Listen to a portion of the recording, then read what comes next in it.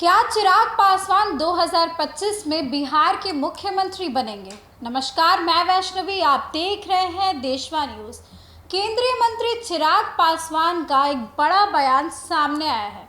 दरअसल सीएम पद को लेकर चिराग पासवान ने एक बड़ा बयान दिया है। बता दें कि इंटरव्यू के दौरान चिराग पासवान बिहार की राजनीति पर खुलकर बोलते हुए नजर आ रहे हैं। इस दौरान उन्होंने कई बड़ी मांग भी की है। तो दरअसल जब चिराग पासवान से बिहार की राजनीति को लेकर सवाल किया गया तो चिराग पासवान उसका जवाब देते हुए नजर आए। उन्होंने बिहार फर्स्ट, बिहारी फर्स्ट का स्लोगन एक बार फिर से दोहराया और उन्होंने साफ तौर पर कहा है कि मैं बिहार के लिए काम करना चाहता हूँ। चिराग पासवान ने कहा है कि जब मैं राजनीति में आया तो मेरी ये सोच थी कि बिहार में जो पलायन हो रहा है उसको कैसे रोका जाए, और अगर बिहार के लिए, बिहारियों के लिए काम करना है तो राज्य के करीब रहना होगा, यानी कि केंद्र में रहकर बिहार के लिए थोड़ा बहुत ही काम कर पाऊंगा। अगर बिहार के लिए ही काम करना है तो राज्य के करीब रहना होगा।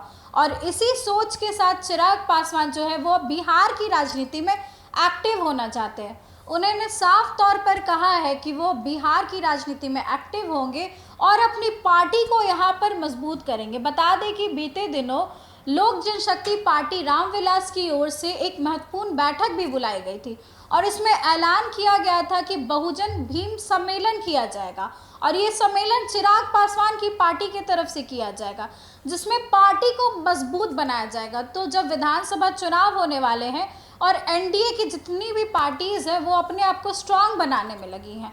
अब इस कड़ी में चिराग पासवान की पार्टी भी चाहती है कि वो इतनी मजबूत हो जाए ताकि बाकी पार्टीज को भी समझ में आ जाए कि चिराग पासवान क्या है और उन्हें कोई भी इग्नोर नहीं कर सके। बता दें कि 2020 में जब चुनाव हुए थे उस दौरान चिराग पासवान एनडीए से अलग हो गए थे और करीब आधा से भी ज़्यादा सीटों पे उन्होंने अपने कैंडिडेट्स उतार दिए थे। इससे जदयू को, मुख्यमंत्री नीतीश कुमार की पार्टी पर असर पड़ा था। जदयू को इसका खामियाजा भुगतना पड़ा था। हालांकि चिराग पासवान मुख्यमंत्री तो नहीं बन सके, लेकिन मुख्यमंत्री की पार्टी को इससे ज़रूर असर पड़ा था। अब 2025 में चिराग पासवान एनडीए के साथ है, लेकिन उनकी सोच ये है कि वो एनडीए से हटकर, मतलब एनडीए में रहते हुए अपनी इंडिपेंडेंट पहचान बनाएंगे, ताकि सभी पार्टी जो समझ जाए कि लोक जनशक्ति पार्टी जो है वो बिहार में कितनी मजबूत है।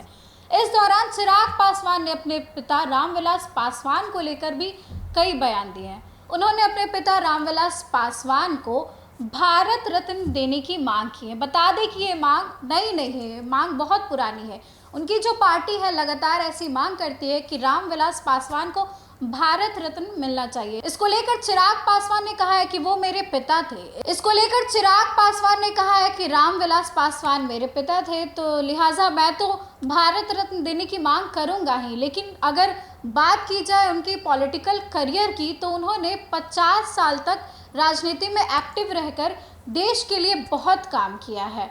और ऐसे में बता दें कि उन्होंने 6 प्रधानमंत्रियों के साथ काम किया है। रामविलास पासवान का नाम Guinness world book of records में भी है। तो ऐसे में बता दें कि रामविलास पासवान के नाम 2 वर्ल्ड रिकॉर्ड्स भी हैं। तो चिराग पासवान का ऐसा कहना है कि मेरे पिता ने राजनीति में अपनी अलग पहचान बनाई है, देश के लिए बहुत काम किया है, इसलिए मैं मांग करता हूं कि रामविलास पासवान को भारत रत्न मिलना चाहिए।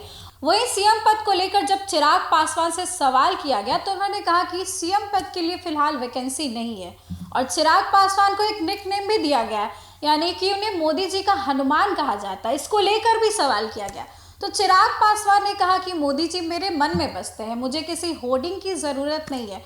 वो तब की बात कर रहे थे, 2020 की जो चुनाव हुई थे उसकी बात कर रहे थे। दरअसल उस वक्त जब चिराग पासवान एनडीए से अलग होकर चुनाव लड़ना चाहते थे तो उस समय बोला गया कि आप प्रधानमंत्री मोदी के आप पोस्टर्स को, पिक्चर्स को यूज़ नहीं कर सकते। इसका जवाब देते हुए चिराग ने कहा कि प्रधानमंत्री मोदी मेरे मन में बसते हैं और मुझे किसी भी होर्डिंग की ज़रूरत नहीं है। इसके बाद से चिराग पासवान को प्रधानमंत्री मोदी का हनुमान भी बुलाया जाने लगा। तो आपको बता दें कि बिहार की राजनीति में एक बार फिर से एक्टिव होना चाहते हैं चिराग पासवान और लगातार ऐसे संकेत दे रहे हैं कि वो आने वाले समय में अपनी पार्टी को बिहार में इतना मजबूत बना लेंगे ताकि आगे कोई भी पार्टी उन्हें हल्के में ना ले और आगे चलकर वो बिहार के मुख्यमंत्री भी बन सके। इस खबर में बस इतना ही। आगे की अपडेट्स के लिए देखते रहें देशवा न्यूज।